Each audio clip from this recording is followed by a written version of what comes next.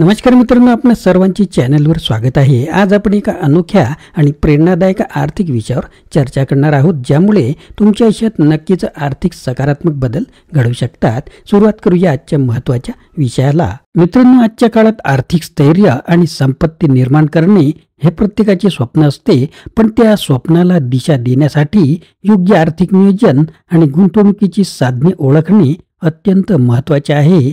या व्हिडिओत आपण म्युच्युअल फंडाची ओळख करून घेणार आहोत। ग्रंथ धनवृद्धीसाठी म्युच्युअल फंड या अविनाश परांजपे यांच्या पुस्तकातील 8व्या प्रकरणावर आधारित या चर्चेत म्युच्युअल फंड म्हणजे काय, त्याचे फायदे, जोखीम व्यवस्थापन आणि आर्थिक नियोजनाची पद्धती याबद्दल आपण सविस्तर माहिती घेणार आहोत। जर तुम्हाला equity, shares, asset allocation, portfolio व्यवस्थापन किंवा म्युच्युअल फंडाद्वारे धनवृद्धी साध्य करायची असेल तर हा व्हिडिओ नक्की पहा आणि याची संपूर्ण सिरीजच आपण नक्कीच पहा। चला तर मग गुंतवणुकीच्या जगात एक नवा अध्याय सुरू करूया। मित्रांनो, आपण जर चॅनलवर नवीन असाल तर चॅनलला सबस्क्राईब करायला विसरू नका।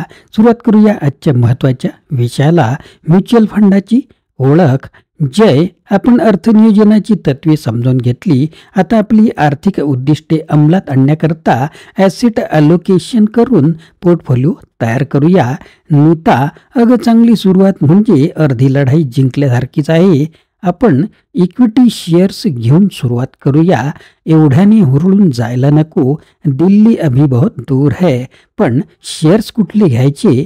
नीताने जयला जमिनीवर आणले।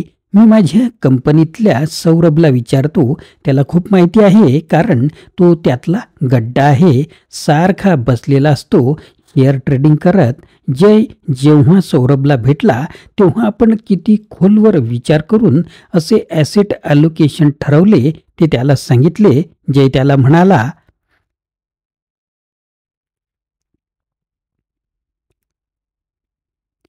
हा बघ, आम्ही केलेला फायनान्शियल प्लॅन, आमच्या एकूण गुंतवणुकीपैकी 70% एवढी गुंतवणूक इक्विटीमध्ये करायची ठरवली आहे।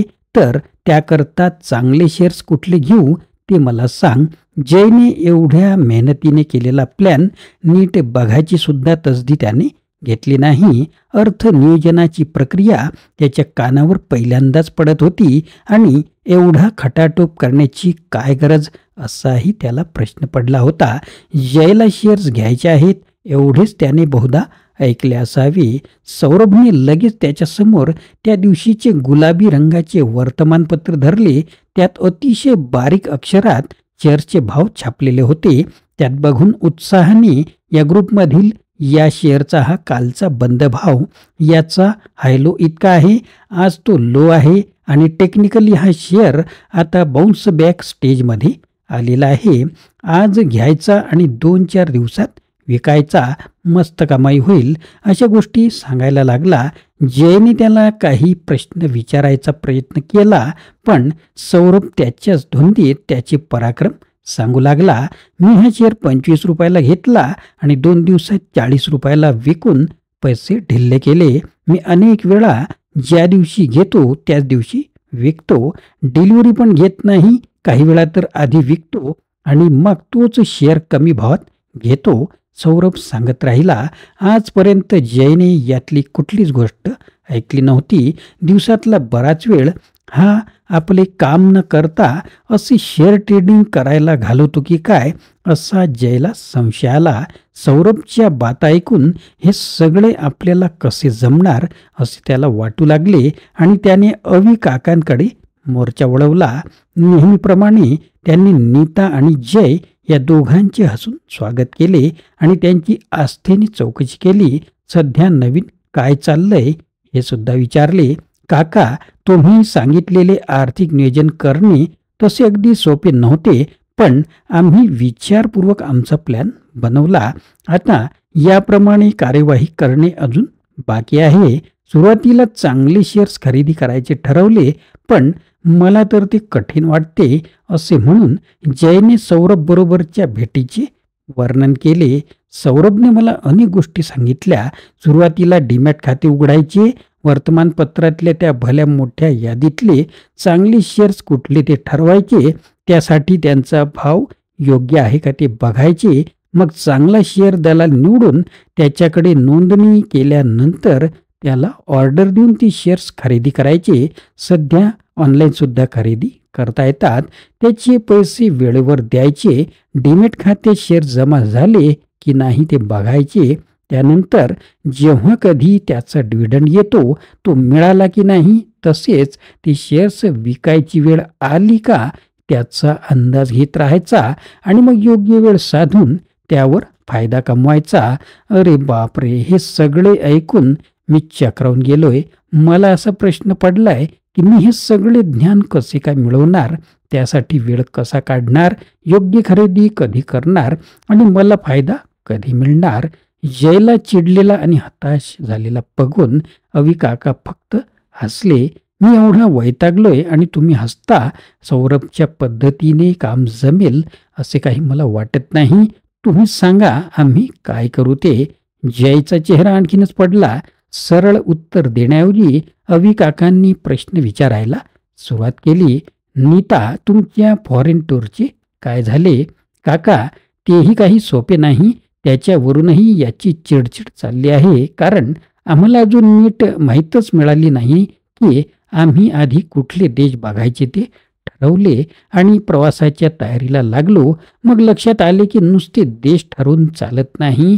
तेथे जाणार ते देश आणि त्यातली महत्त्वाची नावे, गावे, महत्त्वाची स्थळे यांची पाहिजे तेवढी माहिती आम्हाला नाही. एक एक देश बघायला किती दिवस द्यावे लागतील, व्हिसा कसा मिळवायचा, कोठे राहायचे, प्रवास कशाने करायचा, अशा अनेक प्रश्नांची उत्तरे गेले काही दिवस मिळवतोय, पण पूर्ण माहिती मिळत नाही. नीताने असे उत्तर दिले. नुसती छापील किंवा इंटरनेटवरची माहिती असून काही उपयोग नाही. कोणी जाऊन आलेले भेटले तर खरे कळेल, पण असे कोणी ओळखीचे भेटत नाही आणि त्यासाठी बराचसा वेळही लागेल आणि आमच्या रोजच्या कामाच्या रगाड्यात आम्हाला हे जमणार नाही.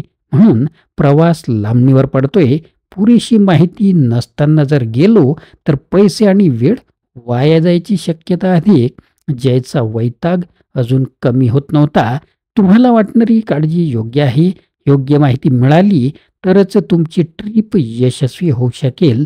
नाहीतर तुम्ही ट्रिपला जाऊन याल, पण परत आल्यानंतर अरे या सुंदर ठिकाणी तुम्हाला सहज जाता आले असते, ही खरेदी तुम्हाला महागात पडली, अशा कमेंट्स ऐकायला लागल्या असत्या. मग तुम्ही काय ठरवले? जायचा बेत रद्द केला की काय? छे छे, एकदा ठरवल्यावर जायचेच आहे, पण आम्हाला हे सगळे आमच्या वेळेत जमणार नाही. म्हणून आम्ही चक्क प्रवासी सहली नेणाऱ्या प्रसिद्ध कंपनीबरोबर जायचे ठरवले आहे. आमचे 2 मित्र नुकतेच त्यांच्यातर्फे जाऊन आले. त्या कंपनीबरोबर त्यांना मजा आली.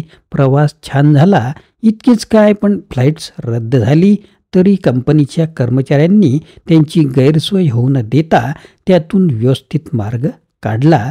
जय, शेअर्समध्ये कशी गुंतवणूक करायची या तुझ्या प्रश्नाचे उत्तर तूच दिलेले आहेस. काका, तुम्ही असे कोड्यात बोलू नका. मी तुम्हाला विचारले की जर चांगले शेअर्स घेणे भरपूर अभ्यासाचे आणि चिक्कार वेळखाऊ काम आहे तर त्यासाठी मी काय करू? अवी काका उगीचच आपल्याला ताणत आहेत असे त्याला वाटायला लागले. अरे असं रागवू नकोस. जसे तुमच्या प्रवासाच्या गरजा प्रवासी कंपनी व्यावसायिकतेमुळे आणि अनुभवामुळे पूर्ण करते, तसेच तुमच्या आर्थिक गुंतवणुकीच्या गरजा म्युच्युअल फंड पुऱ्या करू शकतात. तुम्ही जसे कुठे जायचे हे ठरवता आणि बाकी प्रवासाची सर्व जबाबदारी प्रवासी कंपनीवर टाकता, तसेच तुमची गुंतवणुकीची जबाबदारी सुद्धा तुम्ही म्युच्युअल फंडावर टाकून तुम्ही ठरवलेली आर्थिक उद्दिष्टे त्यांच्या विविध योजनांमधून पूर्ण करू शकता. काका, आता कळले तुम्हाला काय म्हणायचे ते, पण आम्हाला म्युच्युअल फंडाची फारशी माहिती नाही. त्याचे फायदे काय आहेत त्याची सविस्तर माहिती तुम्ही सांगितली तर बरे होईल. जय आता शांत झाला होता. अरे तू काही अपवाद नाहीस. भारतातील फार थोड्या लोकांनी म्युच्युअल फंडात गुंतवणूक केली आहे, पण हळूहळू आता लोकांना माहिती होते आहे आणि अनेक जण आता गुंतवणूक करू लागले आहेत. असे म्हणून अवी काकांनी म्युच्युअल फंडाविषयी अधिक माहिती द्यायला सुरुवात केली. म्युच्युअल फंड म्हणजे काय आहे? म्युच्युअल फंड ही संस्था आहे. साधारणपणे समान असलेली पूर्वनिश्चित उद्दिष्टे साध्य करण्यासाठी अनेक जणांचे पैसे एकत्र करून शेअर्स, रोखे, सोने म्हणजे कमोडिटीज अशा मालमत्ता प्रकारात गुंतवते आणि त्यावरील परताव्याचे वाटप रक्कम गुंतवणाऱ्या गुंतवणूकदारांमध्ये करते. सेबी म्हणजेच security and exchange board of India ही यांची नियंत्रक संस्था आहे आणि त्यांच्या नियमावलीनुसार आर्थिक क्षमता उत्तम आहे व ज्यांची आजपर्यंतची कारकीर्द सुद्धा चांगली आहे अशा उद्योग समूहांना किंवा वित्त संस्थांना म्युच्युअल फंड स्थापन करण्याची परवानगी मिळते. आपल्या देशात युनिट ट्रस्ट ऑफ इंडिया म्हणजेच UTI या सरकारी वित्त संस्थेचा म्युच्युअल फंड प्रथम स्थापन झाला. त्यानंतर सरकारी क्षेत्रातल्या बँकांना व नंतर खाजगी क्षेत्राला परवानगी मिळाली. त्यानंतर परदेशी म्युच्युअल फंडांनी सुद्धा स्वतंत्रपणे किंवा भारतीय कंपन्यांच्या सहकार्याने भारतात म्युच्युअल फंडाची स्थापना केली. त्यानंतर काका काय म्हणतात पहा. काका, म्युच्युअल फंडाकडे मी पैसे दिल्यानंतर त्याची गुंतवणूक कशी होते? नीताने विचारले. गुंतवणूकदारांकडून जमा झालेल्या रकमेचे योग्य व्यवस्थापन करण्यासाठी म्युच्युअल फंड कंपनीकडे फंड व्यवस्थापक, संशोधक, विश्लेषक असे अनेक प्रकारचे लोक काम करत असतात. भारतातील आणि परदेशातील शाखांमधून ते आर्थिक, भौगोलिक आणि राजकीय परिस्थितीची माहिती घेऊन त्याचे विश्लेषण करतात. म्युच्युअल फंडाकडे जमा झालेली रक्कम ज्या मालमत्ता प्रकारात गुंतवली जाते त्या प्रकारावर बाजारात जसा परतावा मिळेल त्यानुसार म्युच्युअल फंड कंपनीचा खर्च वजा करून परतावा दिला जातो. गुंतवणुकीवरचे नुकसान किंवा फायदा दोन्ही युनिट धारकाचे असते. लोकांनी गुंतवलेल्या रकमेची म्हणजे मुद्दलाची किंवा त्यावरच्या परताव्याची हमी म्युच्युअल फंडकडून मिळत नाही. अशी जर खात्री नसेल तर मी म्युच्युअल फंडात कशाकरता पैसे गुंतवायचे? नीताने अगदी मुद्द्याचा प्रश्न विचारला. अविकाकांना हा प्रश्न अपेक्षितच होता. त्यांनी त्याचे सविस्तर उत्तर द्यायला सुरुवात केली. म्युच्युअल फंडाच्या माध्यमातून तुम्हाला तुमची उद्दिष्टे अधिक चांगल्या प्रकारे गाठता येऊ शकतात. तुमच्या आर्थिक नियोजनाप्रमाणे तुम्हाला डेट, इक्विटी, शेअर्स, सोने यामध्ये गुंतवणूक करायची असेल तर म्युच्युअल फंड परिणामकारक साधन आहे. सरकारी रोखे किंवा सरकारने हमी दिलेली गुंतवणूक वगळता तुम्हाला पूर्ण सुरक्षितता मिळत नाही. त्यामुळे योग्य तेवढी जोखीम घेऊन जोखीम सापेक्ष परताव्याकडे लक्ष दिले पाहिजे. म्युच्युअल फंड याकरता तुम्हाला चांगल्या प्रकारे मदत करू शकतो आणि तुमच्या गुंतवणुकीचे एकात्मिक साधनही बनू शकतो. योग्य गुंतवणुकीची जबाबदारी ते घेतात. यामुळे तुमचे काम एकदम सोपे होते. कसे ते मी तुम्हाला सांगतो. मित्रांनो, या पुढील भागामध्ये आपण पाहणार आहोत म्युच्युअल फंडचे फायदे नेमके काय आहेत. आजच्या व्हिडिओत आपण पाहिलं की म्युच्युअल फंड हे तुमच्या आर्थिक यशाच्या प्रवासातील एक महत्त्वाचे साधन ठरू शकते. परंतु गुंतवणुकीच्या जगात प्रवेश करताना योग्य माहिती, नियोजन आणि जोखीम व्यवस्थापन यावर लक्ष केंद्रित करणे अत्यावश्यक आहे. या व्हिडिओद्वारे तुम्हाला म्युच्युअल फंडाची ओळख झाली असेल आणि ती पण सोप्या भाषेत आणि गोष्टीच्या रूपात आणि त्याबरोबर आर्थिक नियोजनाचे महत्त्व समजले असेल. आता वेळ आहे या माहितीतून प्रेरणा घेऊन तुमच्या गुंतवणुकीच्या प्रवासाला सुरुवात करण्याची. मित्रांनो, या पुढील म्युच्युअल फंडशी संबंधित किंवा गुंतवणुकीशी संबंधित आमचे पुढील व्हिडिओ पाहायला विसरू नका. मित्रांनो, आशा आहे की तुम्हाला हा व्हिडिओ आवडला असेल. कृपया लाईक करा, शेअर करा आणि तुमच्या मित्रांसोबतही हा व्हिडिओ शेअर करा. चॅनलला सबस्क्राईब करा आणि आमच्यासोबत या शिक्षणाच्या प्रवासात सामील व्हा. पुन्हा भेटूया अशाच प्रकारच्या आगळ्या वेगळ्या व्हिडिओमध्ये. धन्यवाद.